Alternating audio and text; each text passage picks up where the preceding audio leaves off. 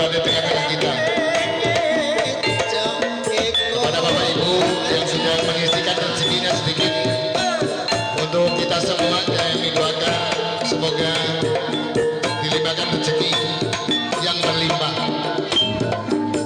Terima kasih atas partisipasi Bapak Ibu para penonton semua yang sudah mengisikan rezekinya untuk kita semua. Inilah putri Adik Lumut yang sudah mancing konten pelataran kilometer 22 gesek Kelurahan Tua Pada Asri.